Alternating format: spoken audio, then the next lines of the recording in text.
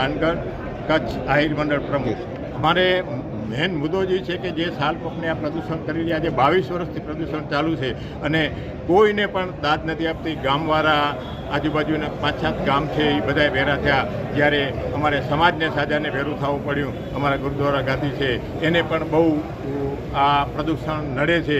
એને હિસાબે અમે બધા ભેરા થયા અને અમે નક્કી કીધું કે ભાઈ આપણે ભેરા થઈ અને કલેક્ટર સાહેબને આવેદનપત્ર આપીએ અને છતાં જો નહીં થાય તો ગમે એનું આંદોલન વધારે કરશું અને ત્યાં કણે ઉપવાસ ઉપર ઉતરશું અને ગાંધી ચિંધ્યા માર્ગે. સમસ્યાઓ તો જો સમસ્યાઓની વાત જ જવા દો. અત્યારે ગામડાઓમાં માણસ રહી નથી શકતા. ઘણા માણસો ગામ ખાલી કરીને હાલ્યા ગયા છે અને જગ્યામાં કોઈ મોટા સાધુ સંતો આવી ન શકે. અમારે અહીંયા કણે એક મોટો ભંડારો કરવાનો, જ્યાં કણે ઓછામાં ઓછા 3 થી 4 લાખ માણસો ત્યાં એકઠા થવાના છે અને આવવાના છે.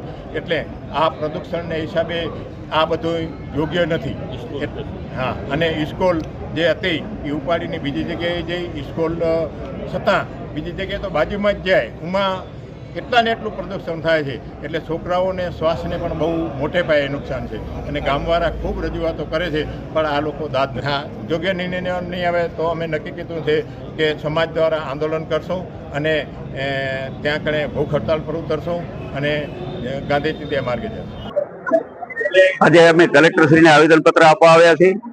ખાસ કરીને ભારાપર અને કીડાના વચ્ચે સાલ કંપની આવેલી છે. એટલું બધું પ્રદૂષણ ફેલાવે છે કે 8 થી 10 ગામના લોકો રહી શકે એવી પરિસ્થિતિ નથી. ત્યાં અમારો આહિર સમાજનો એક તીર્થધામ કહે તો તીર્થધામ એવો ગુરુદ્વારો આવેલો છે આજલદારાનો. ત્યાં આખો સમાજ માથું ટેકવવા જાય છે. આ ધાર્મિક જગ્યાઓને પણ ખૂબ અત્યારે આ ઘેરી લીધો છે પ્રદૂષણને કારણે. દિવસમાં 4 થી 5 વખત સફાઈ કરવી પડે છે. લોકો ઘરમાં રહી શકતા નથી, લોકો જમી શકતા નથી અને ગંભીર બીમારી ફેલાય એવી પરિસ્થિતિ આ સાલ કંપનીના પ્રદૂષણને કારણે છે. તો આ પ્રદૂષણ ન થાય, અટકે એના માટે અમારા આહિર સમાજના પ્રમુખ અને તમામ હોદ્દેદારશ્રીઓ અને જિલ્લાના મુખ્ય આગેવાનો તમામ આજે સાથે મળી અને કલેક્ટરશ્રીને આજે આવેદનપત્ર આપવાના છે.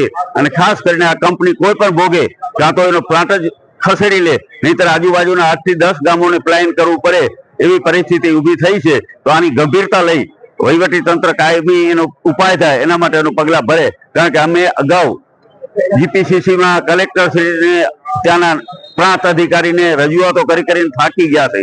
કોઈ એનું નિરાકરણ આવતું નથી. ત્યારે કચ્છ જિલ્લામાં સૌથી ખરાબ કંપની કહી તો આ એક કંપની છે જે વધારે પ્રદૂષણ ફેલાવે છે.